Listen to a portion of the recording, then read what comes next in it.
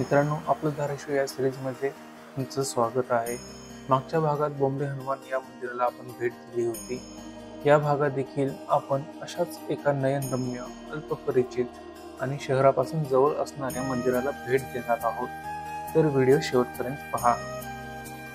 मित्रांनो, बोंबले मारुतीच्या मंदिराच्या बाजूला एक छोटासा रस्ता जातो. तिथूनच आपल्याला हा पलीकडे जो रस्ता गेलेला दिसतोय त्या दिशेने आपल्याला चक्रतीर्थ मंदिराच्या पाशी जायचं आहे. तर आपण गाडी इथे जवळच पार्क करूयात आणि पुढे चालत जाऊयात.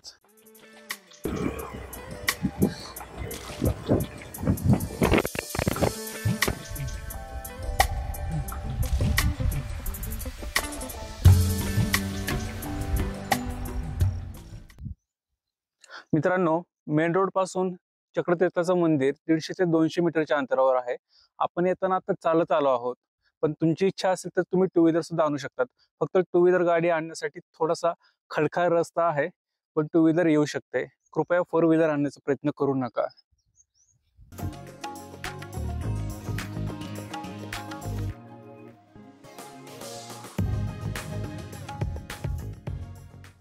नमस्कार मित्रांनो, स्वागत आहे तुमचं पुन्हा एकदा आपलं चॅनेल एक्सप्लोर विथ अमेय मध्ये. आपलं धाराशिव या सिरीजमध्ये आज आपण भेट देणार आहोत चक्रतीर्थ महादेव मंदिर, धाराशिव. चला तर मग.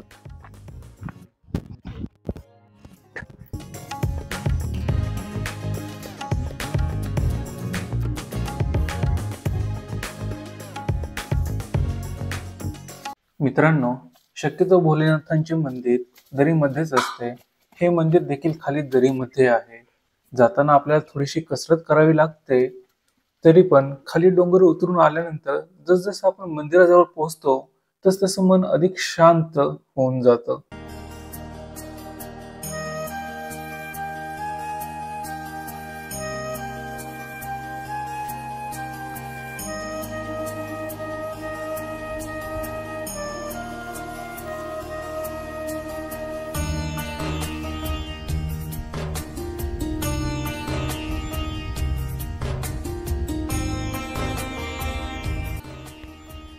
मंदिराचे वैशिष्ट्य म्हणजे त्याची साधेपणा आणि निसर्गाशी सलगता.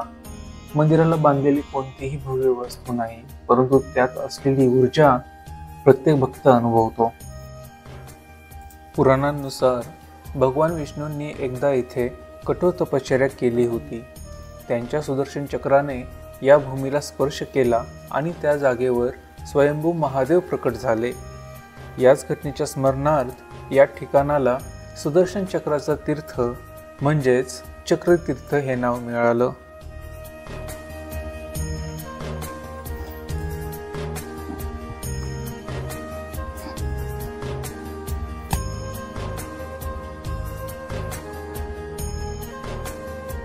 हे मंदिर ज्या दरीत आहे ती जागा म्हणजे निसर्गप्रेमीसाठी स्वर्गच आहे.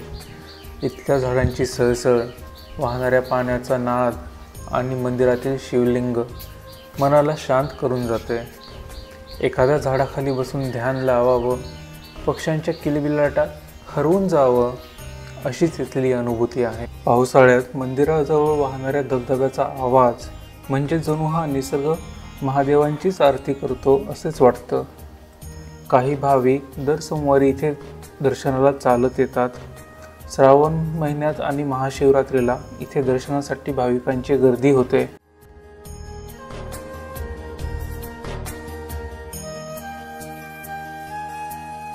मित्रांनो, मंदिराच्या जवळच एक पाठीमागे धबधबा आहे छोटासा.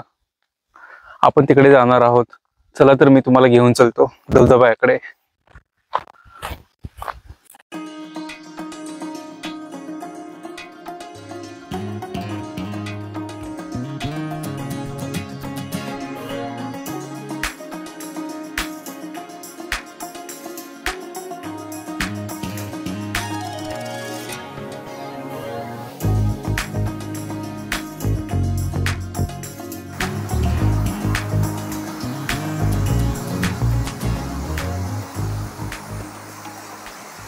धाराशिवकरांनो, पावसाळ्यात हा धबधबा म्हणजे तुमच्यासाठी एक हिडन वॉटरफॉल आहे. याला नक्कीच भेट द्या.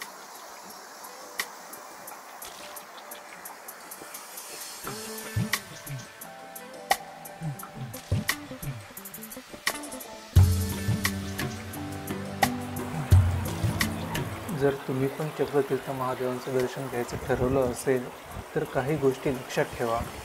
हे ठिकाण थोडेसे निर्जन आहे, तरी येताना शक्यतो ग्रुपमध्ये या. पाण्याची बाटली, कॅप आणि हलकंसं खाण्याचं सामान सोबत असू द्या.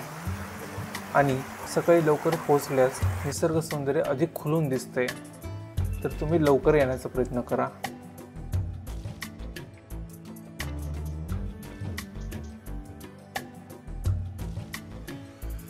मित्रांनो, चक्रतीर्थ महादेव मंदिर म्हणजे असं एक ठिकाण आहे जिथे मन आणि आत्मा दोन्ही शांत होतात. अशा ठिकाणी एकदा तरी येऊन तुम्ही स्वतः अनुभव घ्या, तुम्हाला नक्की समाधान वाटेल. जर तुम्हाला हा व्हिडिओ आवडला असेल तर लाईक करा, आपल्या मित्रांना शेअर करा आणि सबस्क्राईब करायला विसरू नका. तुम्हाला अजून कोणती अशी प्रवास स्थळ पाहायला आवडतील ते कमेंट बॉक्समध्ये नक्की सांगा. पुन्हा भेटू अशाच एका नवीन प्रवासात. तोपर्यंत हर हर महादेव.